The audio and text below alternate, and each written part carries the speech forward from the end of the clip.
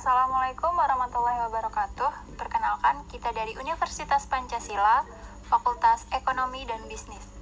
Kita dari kelompok 1, mata kuliah Manajemen Strategi. Sebelumnya izinkan saya untuk memperkenalkan anggota kelompok 1. Pertama, ada Adlina Yolanda, saya sendiri, dan Amelia Mentari, biasa dipanggil Mentari. Dan yang ketiga ada Amelia Nur Syafitri, biasa dipanggil Amel. Keempat ada Johanna Fitria, biasa kita panggil Tia. Dan yang kelima ada Irwan Wijaya, biasa kita panggil Kade.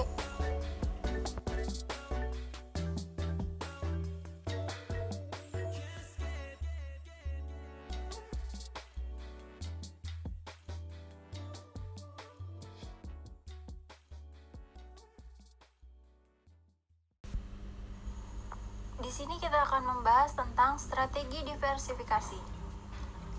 Diversifikasi sendiri adalah suatu usaha penganeka-ragaman produk atau bidang usaha atau juga lokasi sebuah perusahaan yang dilakukan oleh perusahaan untuk atau guna memaksimalkan keuntungan sehingga arus kas pada perusahaan dapat bisa lebih stabil. Hal itu dilakukan perusahaan untuk dapat mengatasi krisis ekonomi sehingga apabila sebuah perusahaan itu mengalami penurunan atau kemerosotan pendapatan di salah satu produk atau di negara atau daerahnya, pada produk atau negara daerah itu mendapatkan kelebihan pendapatan sehingga kekurangan yang terjadi itu dapat ditutupi.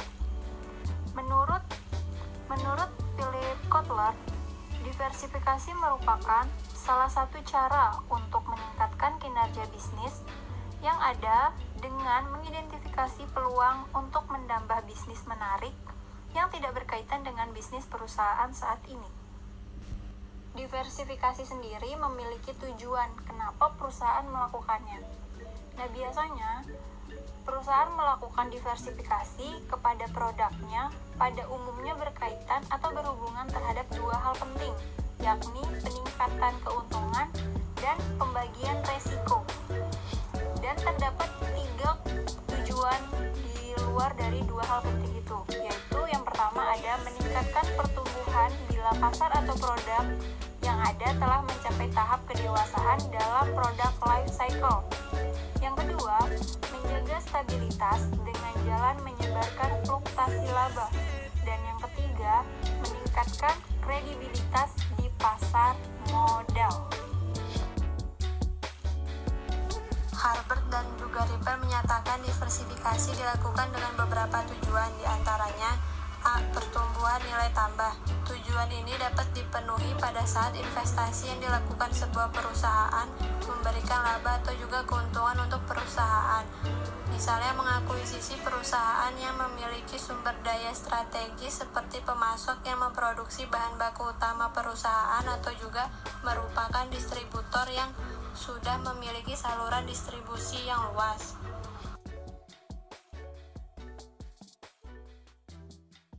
B. Meratakan resiko. Hal tersebut bermaksud bahwa dengan adanya investasi terhadap beberapa usaha, maka resiko yang dipunya satu usaha tidak berpengaruh dengan secara total pada perusahaan disebabkan karena dapat diimbangi oleh return dari usaha lainnya. Kemudian yang C, mencapai sinergi. Kombinasi antara segmen usaha diinginkan dapat mempunyai kemampuan untuk mencapai sesuatu yang tidak mungkin diraih apabila usaha tersebut bekerja sendiri-sendiri.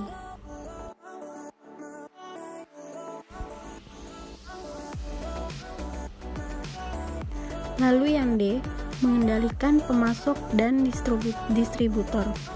Mengendalikan di sini ialah tujuan mempermudah perusahaan di dalam pengendalian harga serta juga mutu supaya bisa bersaing.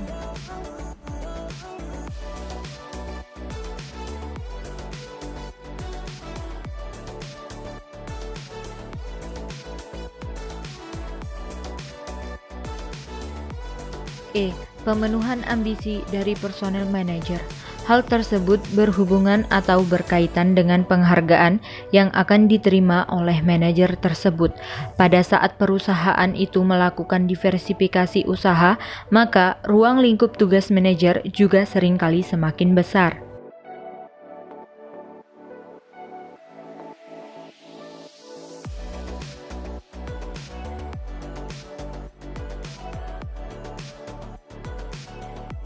Bentuk diversifikasi perusahaan dibagi menjadi dua.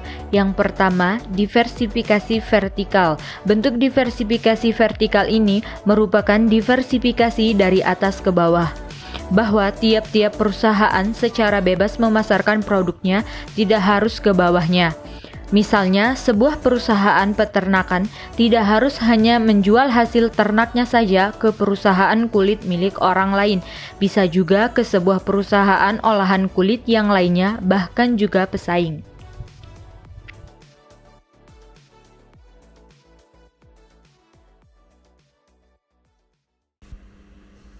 Adapun contoh dari diversifikasi vertikal adalah sebagai berikut. Misal, pertanian memasarkan produknya berupa bahan baku ke PT Bogasari. Kemudian PT Bogasari memasarkan produknya ke Indofood berupa beras setengah jadi. PT Indofood selanjutnya memasarkan produknya berupa barang jadi ke Indomart untuk dapat dinikmati ke masyarakat luas.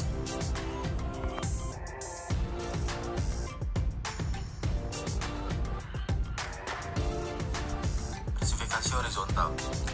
Diversifikasi horizontal ini merupakan membagi usaha Anda baik konsentris serta juga konglomerasi, atau masing-masing akan dijelaskan di bawah atau ke samping. Misalnya perusahaan Anda memproduksi 3 macam atau jenis barang yang berbeda. Tentu saja hal tersebut disebabkan kebutuhan calon pembeli yang berbeda.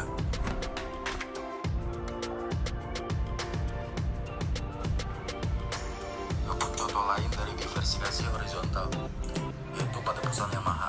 Yamaha membagi juga jenis produknya agar dapat dinikmati oleh masyarakat, yaitu bebek, matic, dan sport.